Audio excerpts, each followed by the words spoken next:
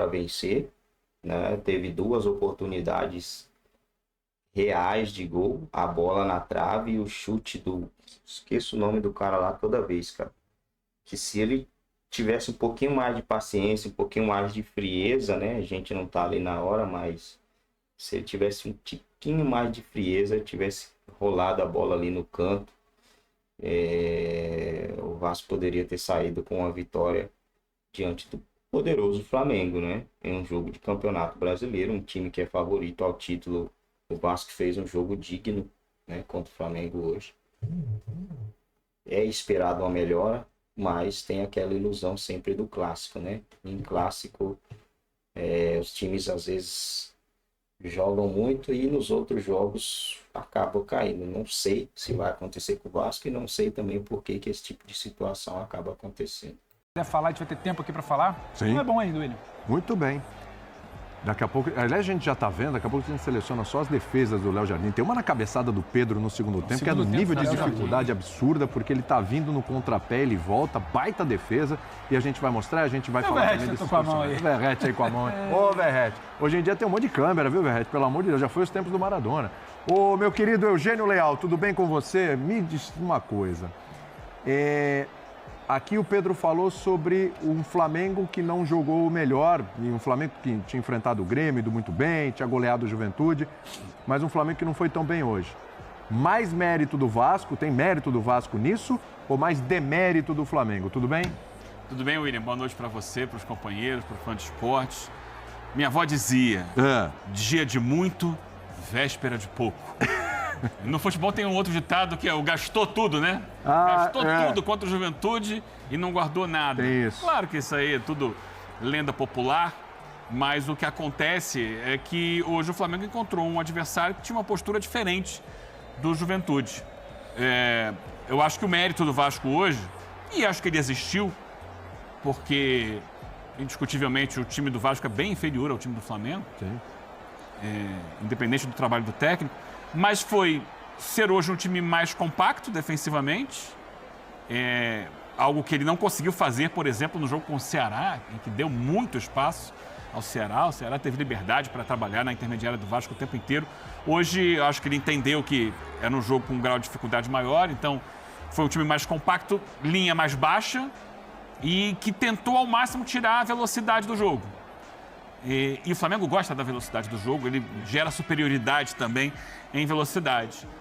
E, claro, já foi dito aqui, é o óbvio do jogo, é que o Léo Jardim conseguiu sustentar ali atrás.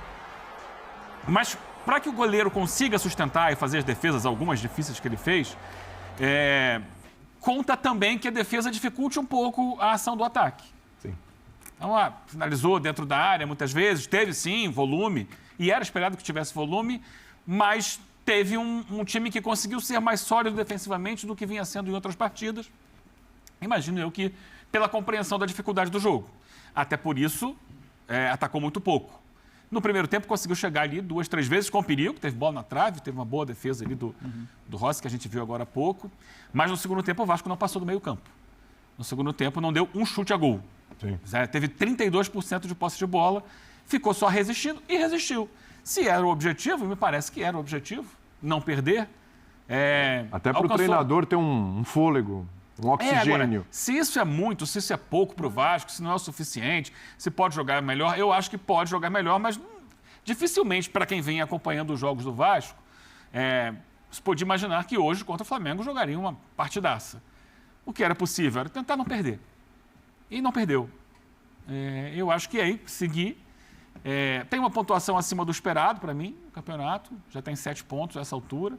Está ali, né? Pelo menos no início da rodada estava ali perto dos primeiros colocados. E vai evoluir?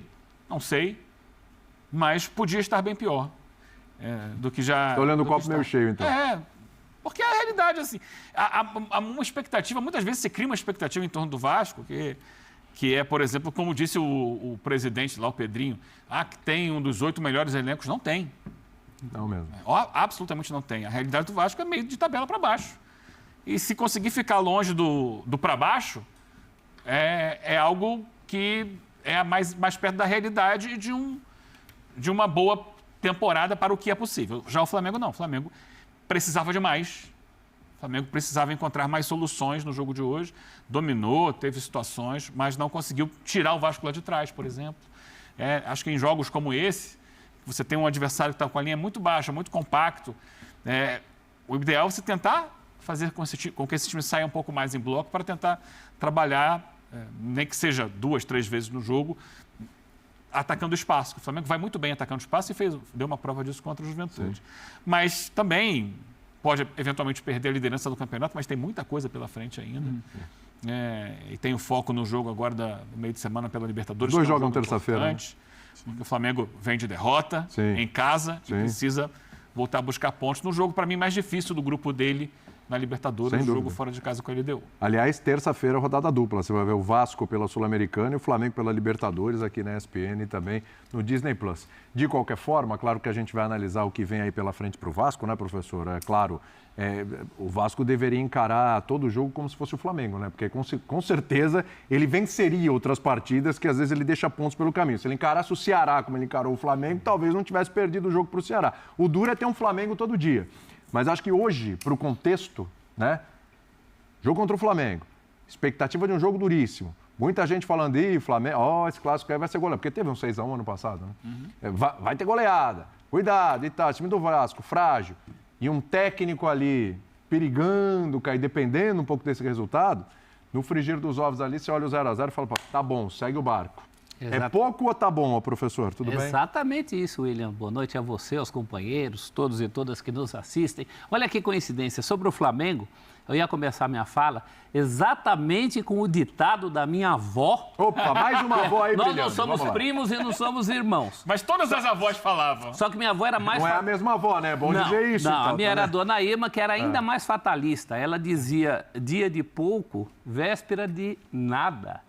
Não de pouco, dia de muito, véspera de nada, que foi o que aconteceu em relação ao Flamengo. Aí alguém há de dizer, mas o Vasco não é Juventude. Claro. Mas a diferença não é tão grande quanto deveria ser. É que entre o Vasco da rivalidade, do clássico, né? A coisa movimenta... Aí é por isso que eu vou trocar o meu ditado. O ditado hoje para o Vasco é o que tem para hoje. E especificamente hoje. Sim. Mobilização contra um grande rival, coisa que o Vasco já tinha conseguido fazer nos 2 jogos eliminatórios do Carioca, na semifinal do Carioca. O Vasco também não tem fôlego para sustentar um jogo inteiro, como aconteceu hoje. Eu acho que o primeiro tempo do Vasco foi surpreendente, primeiro em termos de postura. Essa é uma questão que tem que ser repetida nos jogos do Vasco. Há uma queda física natural de todos os times no segundo tempo. E aí, quando você precisa usar o banco de reservas, não segura. Mas sabe um negócio curioso? O Vasco vinha fazendo primeiros tempos ruins.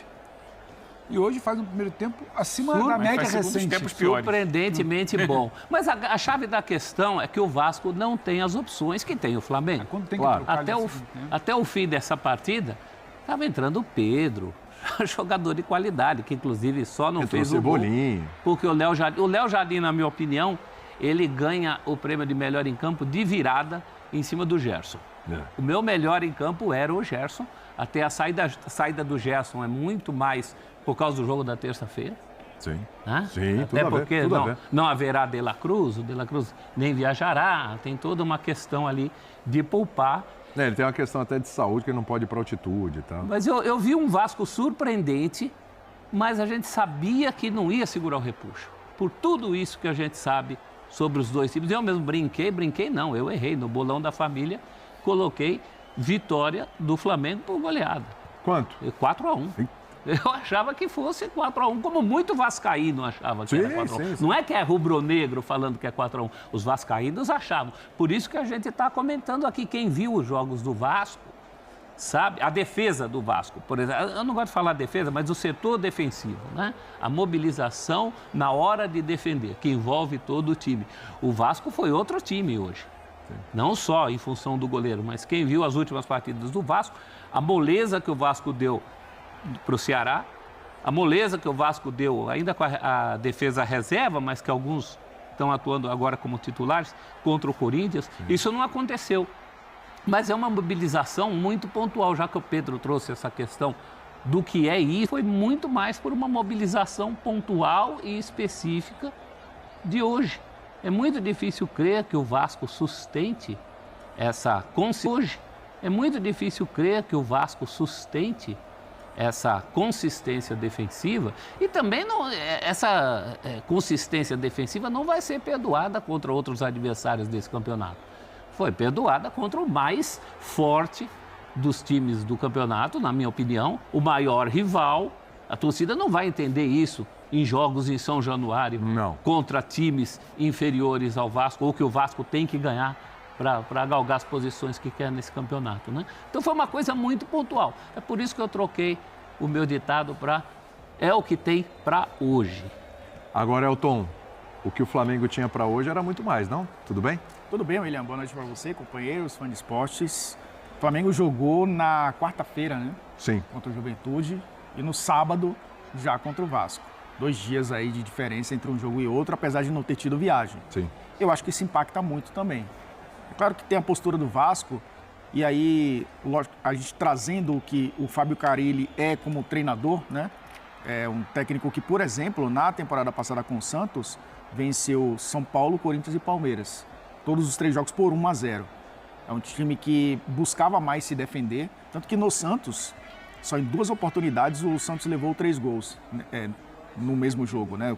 Esse ano, pelo Vasco, teve o Melgar naquele 3-3, e no jogo seguinte o Corinthians acabou vencendo por 3-0, acho que o pior jogo do Vasco na o Vasco temporada. Tem sofrido muitos gols. Com o time reserva, né? Com o time reserva. O time reserva 3-0. Quase todo reserva. Mas, analisando que o Vasco defensivamente conseguiu, principalmente no segundo tempo, se sustentar bem ali, claro que por conta do Léo Jardim, o Flamengo manteve o volume, mas com uma eficiência bem menor em relação ao jogo contra o Juventude.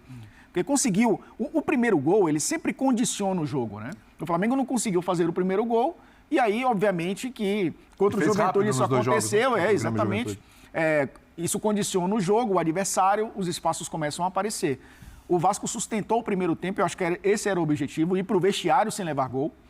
E aí emular o que o Santos fez no ano passado nos clássicos. Ele tentou, ele até no jogo do Carioca saiu na frente, né? Contra o Flamengo levou uma virada. Teve 2 outros jogos contra o Flamengo que perdeu por 1-0. Esse é o Carille. E é o Vasco que jogou dessa forma. Mas eu acho que o Flamengo tem esse componente de não ter conseguido fazer o gol cedo ou fazer o primeiro gol para abrir o jogo. E eu acho que tem muito a ver também com a intensidade que o time aplicou há 72 horas, ou menos que isso. Então, eu acho que é algo que também pesa no desempenho do Flamengo nesse clássico. É bom quando o Elton toca isso, porque aí fica uma dúvida, né? O Eugênio fala bem que o Vasco no primeiro tempo tem um compromisso ali e vai bem nisso, ele tira a velocidade do jogo. Eu acho que o Vasco faz isso. Eu não sei se é só o Vasco tirando a velocidade do jogo ou se é o Flamengo também com uma... Muito se fala da intensidade. O que é a tal da intensidade? Contra o Juventude, além do gol que abre o caminho ali muito cedo, era um Flamengo de muita circulação. Era o Michael puxando a bola, era o Arrascaeta puxando a marcação, era o Gerson por dentro. Tinha o Plata fazendo muito bem esse papel. E o Plata como referência. O Bruno Henrique não foi bem hoje. Isso. O Bruno Henrique não foi bem hoje. O Plata fazendo um papel semelhante no meio de semana vai melhor que o Bruno Henrique, não por acaso a troca no segundo tempo. E a movimentação era muito mais intensa. Então também facilitou, talvez, para esse Vasco precisava tirar um pouco a velocidade ali no primeiro tempo. Acho que o Flamengo sentiu, e quando a gente falava aqui, até depois do 6-0, é normal, porque o 6-0 não vai ser régua para a temporada, não dá para aquele ritmo alucinante. O Flamengo fez 3, virou tempo, fez 3 no segundo tempo, e troca a peça e tudo funcionou. O Wesley funcionou, o Michel funcionou, a Arrascaeta funcionou, Gerson funcionou, Plata funcionou, o Juventude não viu bola. E é meio impossível, eu diria que é impossível você sustentar aquilo 4 domingo sabendo que você vai subir o morro terça-feira para um jogo que é fundamental na Libertadores. Por mais que ninguém vire e fale, olha, ninguém escolheu dosar hoje, só que você tem uma intensidade muito acima da média no último jogo, tem um clássico, tem um rival também te dificultando, tem um caminho que não é aberto no começo com o gol, então acho que se somou.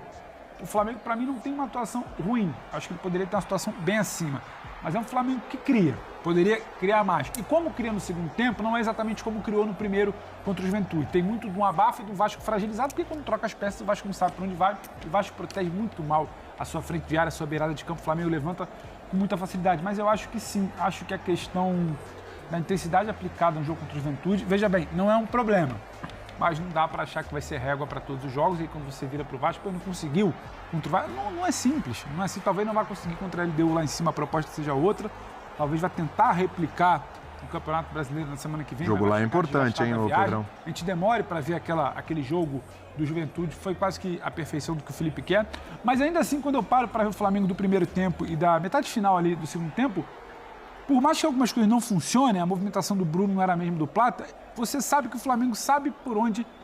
Você consegue enxergar que o Flamengo sabe por onde está tentando construir. Às vezes não vai funcionar. Às vezes o ritmo não vai ser o mesmo. Mas tem algo ali que o torcedor do Flamengo ele vai embora muito chateado hoje. E o torcedor do Vasco talvez um pouco mais aliviado. Mas assim... Mas não é que foi uma bagunça que não conseguiu achar o caminho do gol. Mas mesmo existia alguma coisa ali, só que não funcionou hoje. Mas não mesmo com essa intensidade toda, olha quantas defesas o Léo Jardim está fazendo. Foram 17 finalizações do Flamengo. 7 defesas. 7 defesas. Ele teve quase 1,7 de gols evitados. Ou seja, ele evitou quase o dobro de gols que naturalmente ele sofreria, né? Pela qualidade. Bom, rapaziada, é isso aí, né? Vasco tem 7 pontos no Campeonato Brasileiro. Não era uma coisa esperada, né? Era esperado realmente uma goleada. O Vasco em 5 jogos perdeu 2, venceu 2 e empatou 1. Se permanecer assim, o Vasco vai longe. Vou até fazer um cálculo aqui. São 38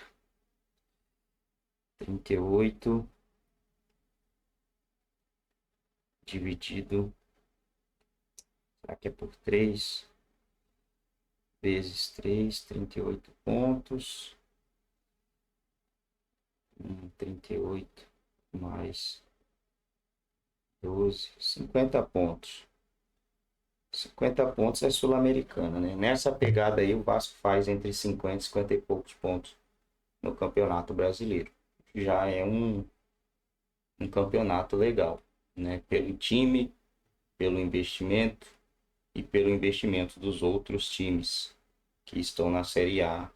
Se o Vasco conseguir fazer entre 50 pontos e 50 e poucos pontos aí, já consegue uma Sul-Americana, né? Se conseguir fazer mais, pode brigar por uma pré-Libertadores. Vamos ver como o Vasco se comporta nesse campeonato. Na verdade era esperado mais, né? Era esperado um investimento, a venda de uma SAF que não aconteceu. Então era esperado que o Vasco tivesse um patamar melhor hoje. Não está, né? Infelizmente. Vamos dar uma olhada aqui no calendário. Calendário do Vasco. Próximo jogo, Sul-Americana. Falar nisso, Sul-Americana, o Vasco tá com 4 pontos juntamente com o Lanús, né? Se o Vasco vencer o Lanús, o jogo é em casa, o Vasco assume a liderança do grupo. Os outros 2 times têm apenas 1 ponto. Provavelmente Vasco e Lanús vai brigar pela liderança aí do grupo. É bom o Vasco passar em primeiro para não ter que pegar alguém que vem da Libertadores, né?